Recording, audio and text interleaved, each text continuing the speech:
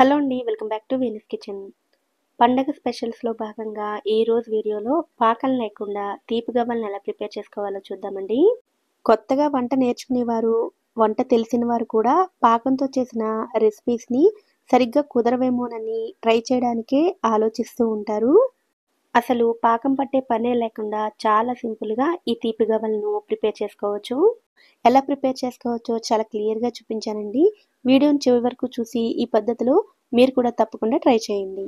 ఎంతో రుచిగా ఉండి మరెంతో సులభంగా చేసుకునే ఈ తీపి గవ్వలను ప్రిపేర్ చేయడానికి ముందుగా ఒక మిక్సీ జార్‌ని తీసుకొని అందులోకి 1 కప్పు వరకు బొంబాయి రవ్వను వేసుకోవాలి. ఇంట్లో ఉండే ఏదైనా ఒక కప్పుని తీసుకుని అన్నిటిని అదే కప్పుతో కొలుచుకొని తీసుకోండి. ఇప్పుడు ఈ రవ్వను వీలైనంత మెత్తగా గ్రైండ్ చేసుకోవాలి. రవ్వ ఎక్కడ కనిపించకూడదండి. వీలైనంత మెత్తగా గ్రైండ్ చేసుకుని ఈ రవ్వను ఒక ప్లేట్‌లోకి వేసుకోండి. ఇప్పుడు ఏ కప్పుతో రవ్వను తీసుకున్నారో అదే కప్పుతో 1 కప్పు వరకు గోధుమ పిండిని వేసుకోండి. అదే కప్పుతో 1 కప్పు వరకు మైదా పిండిని కూడా వేసుకోండి. అయితే ఈ గవ్వలను పూర్తిగా గోధుమ పిండి ఉపయోగించి గానీ, లేదా పూర్తిగా మైదా పిండితో గానీ చేసుకోవచ్చు. రవ్వ ఒకటి ఉపయోగించి అయితే గవ్వలు రావండి. గోధుమ పిండితో చేసిన గవ్వల రెసిపీ వీడియోని నేను ఆల్రెడీ పోస్ట్ చేశానండి. పైన ఐ కార్డ్స్‌లో, డిస్క్రిప్షన్‌లో ఇస్తాను. అవసరమైన వారు ఒకసారి చెక్ చేయండి. మూడింటిని కలిపి చేసేటప్పుడు అన్నిటిని ఒకే కప్పుతోటి సమాన క్వాంటిటీలో తీసుకోండి. ఇప్పుడు ఇందులోకి స్వీటు కొంచెం రుచిగా రావడం కోసం చిటికెడు ఉప్పు, హాఫ్ టీ స్పూన్ వరకు యాలకుల పొడి, అలాగే ఈ గవ్వలు గుల్లగా రావడం కోసం చిటికెడు వంట సోడా కూడా వేసుకోండి. వంట సోడా వేయకపోయినా కూడా ఈ గవ్వలు బానే వస్తాయండి. కానీ ఒక్క చిటికెడు ఇలా వేసుకోవడం వల్ల గవ్వలు ఇంకా బాగా గుల్లగా వస్తాయి. ఇప్పుడు వీటన్నిటిని కూడా ఒకసారి బాగా కలుపుకోండి. ఇలా కలుపుకున్న తర్వాత ఇందులోకి 2 టేబుల్ స్పూన్ల నెయ్యిని వేసుకోవాలి. నెయ్యికి బదులుగా వేడి చేసిన నూనెైనా కూడా వేసుకోవచ్చు. ఇప్పుడు ఈ నెయ్యంతా కూడా పిండికి బాగా పట్టించుకోవాలి. పిండంతా కలుపుకున్న తర్వాత మీరు ఇలా ముద్ద చేసినట్లయితే ముద్దగా అవ్వాలి. అలాగే పొడి చేసినట్లయితే పొడిగా అయిపోవాలి. అలా వస్తే పిండికి నెయ్యి బాగా కరెక్ట్‌గా సరిపోయినట్లు. ఇప్పుడు ఒక గిన్నెని తీసుకొని ఇందులోకి 1 కప్పు వరకు నీళ్ళని వేసుకోండి. తర్వాత ఇందులోకే 3/4 కప్పు కంటే కొంచెం ఎక్కువగా పంచదారని వేసుకోండి. ఇప్పుడు ఈ పంచదార మొత్తాన్ని నీళ్ళల్లోకి పూర్తిగా కరిగించుకోవాలి. తీపి ఎక్కువగా కావాలనుకునేవారు పూర్తిగా 1 కప్పు పంచదారని వేసుకోవచ్చు. అలాగే నీళ్లు 1 కప్పు లేదా అంతకంటే తక్కువే తీసుకోండి. ఇప్పుడు ఈ పంచదార మొత్తం కరగడానికి 5-10 నిమిషాల దాకా టైం పడుతుంది. మీరు పిండిలు కలుపుకోవడానికంటే ముందే ఇలా నీళ్ళలో పంచదార వేసి ఉంచినట్లయితే 10 నిమిషాలకి ఈ పంచదార అంతా పూర్తిగా కరిగిపోతుంది.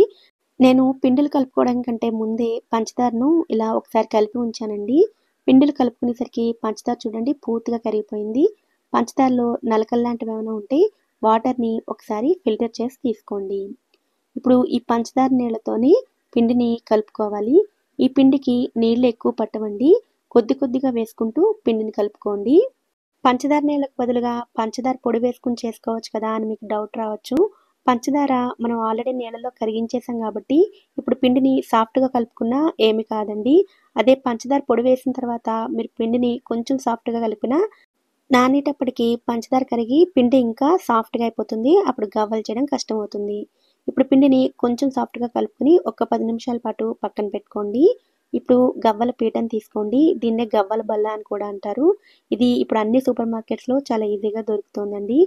గవ్వల పీట అందుబాటులో లేకపోతే ఇలా ఆయిల్ స్ట్రైనర్‌తో గానీ లేదా కొత్త దువ్వెనతో అయినా సరే గవ్వలను ప్రిపేర్ చేసుకోవచ్చు. 10 నిమిషాల తర్వాత పిండిని మళ్ళీ ఒకసారి బాగా కలుపుకోండి. కలుపుకున్న తర్వాత అందులో నుంచి కొద్దిగా పిండిని తీసుకొని ఇలా వీడియోలో చూపిస్తున్నట్లుగా రోల్ చేసుకోండి. మిగిలిన పిండి ఆరిపోకుండా ఉండడం కోసం మూత పెట్టుకొని ఉంచుకోండి. పిండిని ఇలా కొద్దిగా సన్నగా రోల్ చేసుకున్న తర్వాత ఇలా చిన్న చిన్న పీసెస్ కింద కట్ చేసుకోండి. మామూలుగా అయితే పిండిలో నుంచి కొద్ది కొద్దిగా పిండిని తీసుకొని చిన్న చిన్న బాల్స్‌లా ప్రిపేర్ చేసుకోవచ్చు. అలా అయితే చాలా ఎక్కువ టైం పడుతుందండి. ఈ ప్రాసెస్‌లో అయితే చాలా ఈజీగా అయిపోతుంది.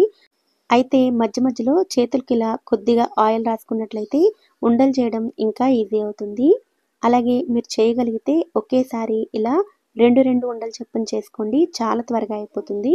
లేదంటే ఒక్కొక్క ఉండ చొప్పునైనా సరే ప్రిపేర్ చేసుకోవచ్చు. ఇలాగే మిగిలిన పిండిని కూడా రోల్ చేసుకొని, కట్ చేసుకొని ఉండల కింద ప్రిపేర్ చేసుకోండి. ఈ ప్రాసెస్‌లో అయితే నాకు మొత్తం ఉండలను ప్రిపేర్ చేయడానికి 10 నిమిషాల దాకా టైం పట్టిందండి. చాలా సింపుల్ ప్రాసెస్‌లో ఈజీగా అయిపోతాయి. ఇలా అన్ని ఉండలను ప్రిపేర్ చేసుకున్న తర్వాత వీటిని ఇప్పుడు గవ్వల పీట పైన గవ్వల్లా ఒత్తుకోవాలి. ఇలా వీడియోలో చూపిస్తున్నట్లుగా కొద్దిగా రోల్ చేసుకుంటే చాలా ఈజీగా గవ్వల్ని ప్రిపేర్ చేసుకోవచ్చు. ఇప్పుడు గవ్వల పీట లేకపోతే ఆయిల్ స్ట్రైనర్ తోటి ఎలా చేసుకోవచ్చో కూడా మీకు చూపిస్తానండి. ఈ ఆయిల్ స్ట్రైనర్‌తో కూడా మీకు ఇంచుమించుగా గవ్వల పీట మీద చేసినట్టుగానే గవ్వలు వస్తాయి. పిండిని మరీ గట్టిగా కాకుండా కొంచెం సాఫ్ట్‌గా కలుపుకున్నట్టయితే ఎక్కడ ఇబ్బంది పెట్టకుండా మీకు ఈ గవ్వలు చాలా ఈజీగా వచ్చేస్తాయి. ఇలాగే అన్ని గవ్వలను ప్రిపేర్ చేసుకోండి. ఇప్పుడు వీటిని ఫ్రై చేయడం కోసం స్టవ్ మీద డీప్ ఫ్రైకి సరిపడా ఆయిల్‌ని వేడి చేసుకోండి. నూనె వేడైన తర్వాత ఆయిల్ స్ట్రైనర్ సహాయంతోటి ఇలా గవ్వలను నూనెలో వేసుకొని కొద్దిసేపు ఫ్రై అయిన తర్వాత మంటను మీడియం ఫ్లేమ్‌లో పెట్టుకొని అన్ని వైపులా కలుపుతూ మంచి రంగు వచ్చేంత వరకు ఫ్రై చేసుకోవాలి. ఇవి ఏమాత్రం సరిగ్గా ఫ్రై కాపోయినా మెత్తగా ఉండిపోతాయండి. ఆయిల్‌లో వాటి చుట్టూ ఉండే బుడగలు తగ్గేంత వరకు ఫ్రై చేసుకొని తీసుకోండి. ఇలాగే మిగిలిన వాటిని కూడా ఫ్రై చేసుకోవాలి. చిన్నప్పుడు పెద్దవాళ్ళు వంట చేస్తుంటే పక్కన కూర్చొని చూసే టైంలో కొన్ని స్వీట్ రెసిపీస్‌కి పాకం పట్టడం రాకపోతే ఇలా పంచదార నీళ్ళతోటి కలిపి చేసుకోవచ్చని మా నానమ్మ గారి దగ్గర నేర్చుకున్నానండి. పాకం పట్టి చేసే తీపి గవ్వలకి మరికొంచెం పనెక్కువగా ఉంటుంది కదండీ! ఇలా అయితే చాలా సింపుల్‌గా చేసేసుకోవచ్చు. అలాగే రుచి కూడా చాలా బావుంటాయి.